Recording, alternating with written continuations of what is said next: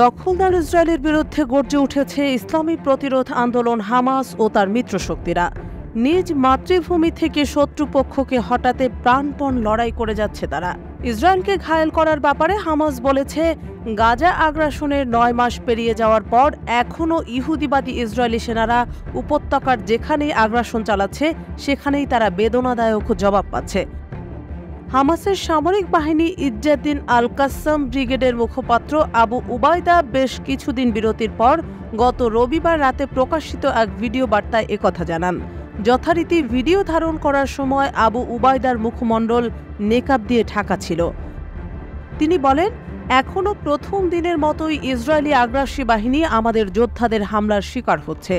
প্রতিদিনই ইহুদিবাদী সেনারা মারা পড়ছে, তাদের ট্যাঙ্ক সহ অন্যান্য সাঁজোয়া যান ধ্বংস হচ্ছে এবং তারা অতর্কিত আক্রমণের শিকার হচ্ছে।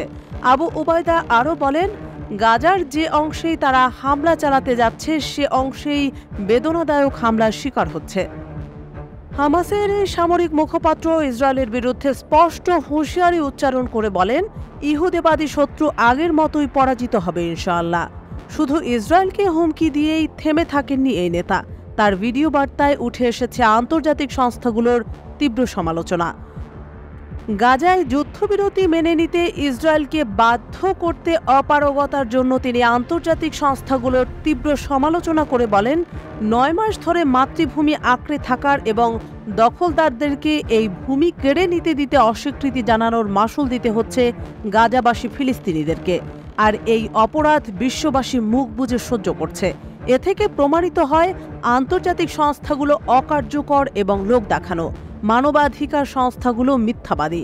আন্তর্জাতিক অঙ্গনে ন্যায় বিচারের যে দাবি করা হয় তা সুনির্দিষ্ট কিছু দেশের স্বার্থ রক্ষা করে। তিনি তার ভিডিও বার্তায় এমন পক্ষপাতিত্বমূলক অবস্থার অবসান ঘটানোর আহ্বানও জানান আন্তর্জাতিক সংস্থাগুলোকে।